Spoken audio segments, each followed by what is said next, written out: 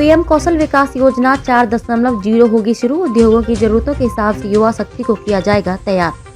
युवाओं को सशक्त बनाने और अमृत पीढ़ी के सपने को साकार करने में मदद के लिए वित्त मंत्री निर्मला सीतारमण ने विशेष ध्यान रखा है। विभिन्न उद्योगों की जरूरतों के हिसाब से युवा शक्ति को तैयार करने पर जोर दिया गया है। इसके लिए महत्वाकांक्षी राष्ट्रीय प्रशिक्षु अप्रेंटिस प्रोत्साहन योजना के तहत 47 लाख युवाओं को वित्तीय मदद प्रदान करते हुए दक्ष बनाया जाएगा।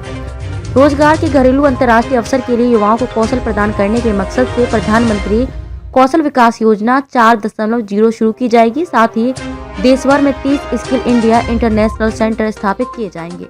इससे व्यवसायों और उद्योग में विस्तार को प्रोत्साहन मिलेगा और आने वाले समय में युवाओं के लिए और अधिक नौकरियां पैदा होंगी। पीएम कौशल विकास योजना में मौजूदा आवश्यकताओं को देखते हुए coding, artificial intelligence (AI), robotics, mechatronics, IoT, 3D printing, drone जैसे विषय शामिल हैं। पारंपरिक नौकरियों के लिए प्रशिक्षण, उद्योग साझेदारी व उद्योग की जरूरतों के मुताबिक पाठ्यक्रम भी शामिल हैं। एकीकृत skill India digital platform, digital क्षेत्र में युवाओं को दक्ष बनाने के लिए एकीकृत स्किल इंडिया डिजिटल प्लेटफॉर्म शुरू किया जाएगा। इसका मकसद मांग आधारित औपचारिक कौशल को सक्षम करना, MSME सहित नियोक्ताओं के साथ जुड़ना और उद्यमिता योजनाओं तक पहुंच को आसान बनाना है। सबसे युवा आबादी वाला देश संयुक्त राष्ट्र के मुताबिक भारत दुनिया का एक ऐसा देश है जहां सबसे ज्यादा युवा रहते हैं। इस समय देश की 27% से ज्यादा आबादी युवा है। 15 से 24 साल के बीच आयु वर्ग वालों को युवा माना जाता है। शिक्षा के बजट में करीब 8% की बढ़ोतरी की गई है। शिक्षा के लिए 1,12,000 करोड़ रुपए मिले हैं, जबकि 2022 में यह आंकड़ा 1,40,000 करोड़ था।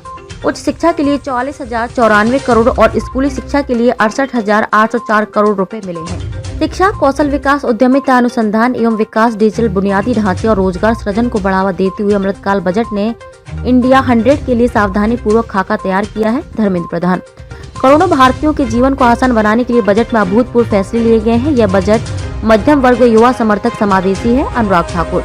भारत दुनिया में ज्यादा स्टार्टअप वाला तीसरा देश है। पिछले 8 साल के दौरान स्टार्टअप की संख्या बहुत बढ़ी है। कई स्टार्टअप यूनिकॉर्न बन गए हैं। इसी को ध्यान में रखते हुए आम बजट में स्टार्टअप को कई तरह की सहूलियत देने की घोषणा की गई है। स्टार्टअप के शेयर धारता में परिवर्तन पर होने वाले नुकसान को आगे ले जाने के लाभ को 7 वर्ष से बढ़ाकर 10 वर्ष कर दिया गया है। स्टार्टअप के लिए आयकर लाभ प्राप्त करने के लिए गठन की तारीख 31 मार्च 2023 से बढ़ाकर 31 मार्च 2024 तक कर दिया गया है। क्षण कर्मयोगी के अंतर्गत केंद्र, राज्य और संघ राज्य क्षेत्र सिविल सेवकों के लिए क्षमता निर्माण योजना तैयार और क्रियान्वित की जा रही है। सरकार ने एकीकृत ऑनलाइन प्रशिक्षण के लिए आई गॉट कर्मयोगी नामक एक प्लेटफॉर्म शुरू किया है, जिस पर लाखों सरकारी कर्मचारियों को अपने कौशल का विकास करने के लिए और लोक केंद्रित दृष्टिकोण अपनाने के लिए निरंतर सीखने के अवसर मिलेंगे।